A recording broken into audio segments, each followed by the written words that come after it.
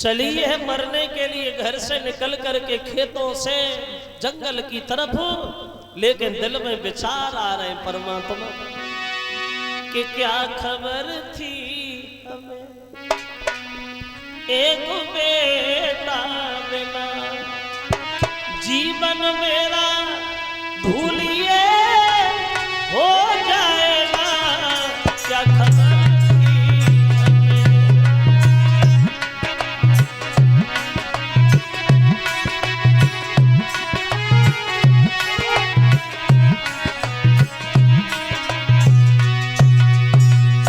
जा रही है मरने के लिए वन की तरफ, लेकर विचार आ रहे, पहला दुख मेरी गोदी खाली रही, दूसरा दुख पति की बाएं छूटी गई, तीसरा दुख किस्मत कहाँ ले गई, इसी गम में मेरा दम निकल जाएगा, क्या खबर थी हमें।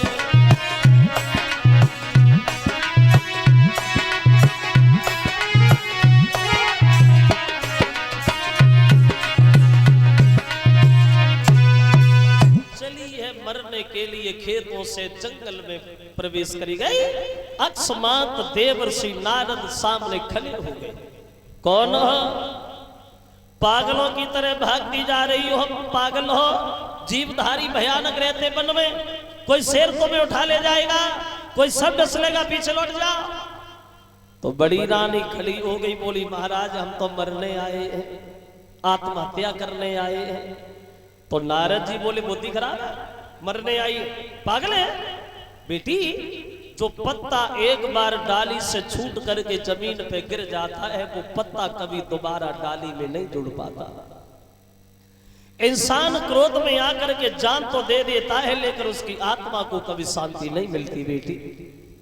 जो लोग जहर खा के मरते, फांसी लगा के मरते, आग में जल के मर तो जाते हैं, लेकिन बाद में बहुत पछताते हैं क्यों मरने आई है।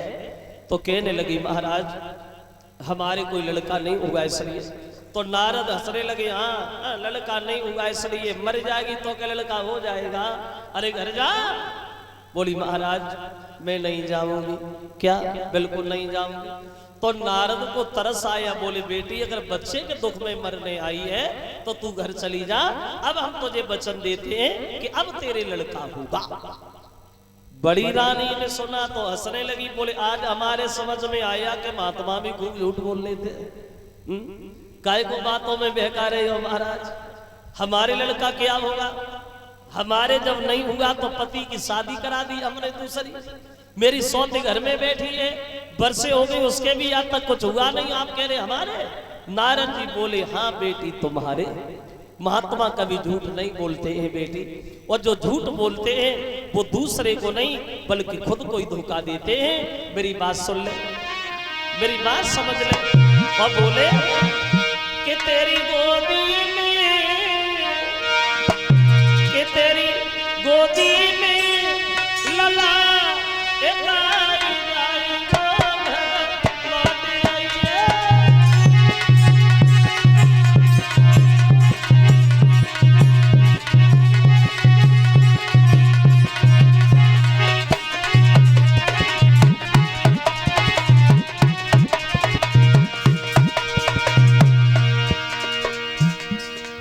लड़का होगा। और बोले अरे मामा बिटिया माता हमारी, अरे बेटा हो तेरे पारी, क्यों तेरा सुख, तेरा सुख बाग हरियाई जाई वो घर लौट रही है।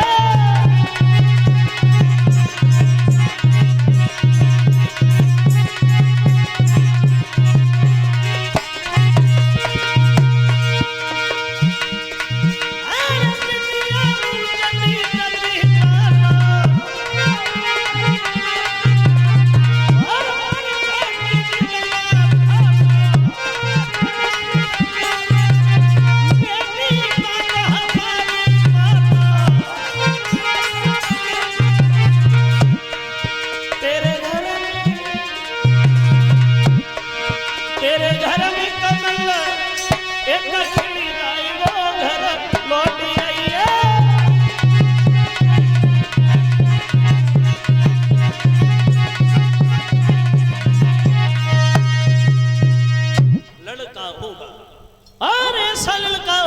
बेटी तेरे, जब तक ये सूरज चांद रहेगा लोग तेरे बच्चे का नाम लेंगे। जा लौट जा।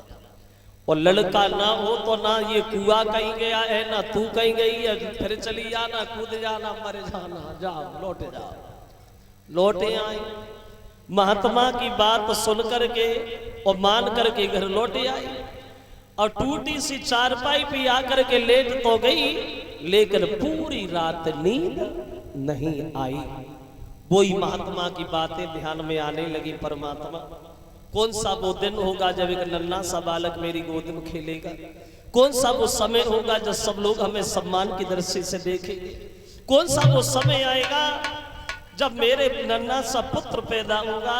अब लेट गई लेकिन नींद नहीं आई।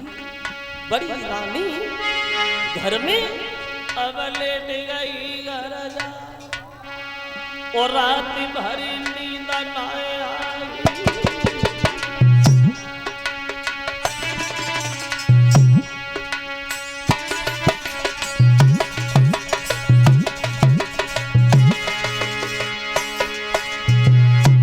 बड़ी रानी अब लेट गई घर जाए, रात भरी नींद न आई। और सन्यासी की बात रही बुद्धि में दोहराई, गरीबों की सजना जब पुत्र रतन से खाली गोदी मेरी भरी जावे, कवल लारो। और ये नई बात मियाँ गन में भोरा रो है, ओए कवल तुम्हारा हमारो।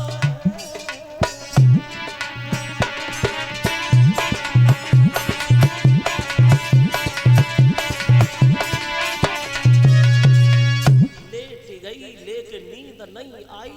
इन्हीं बातों में सवेरा हो गया, उठी वो घर के काम में लग गई। अब इधर बड़ी रानी तो काम में लगी है और देवर्षि नारद की बात सच होने के लिए चली।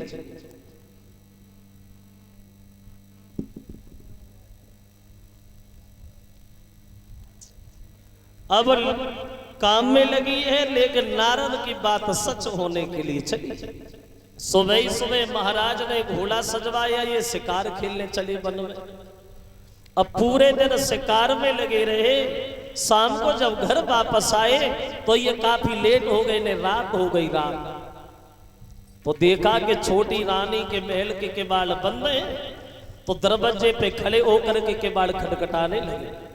रानी किवाड़ खोलो, कोई नहीं बोला।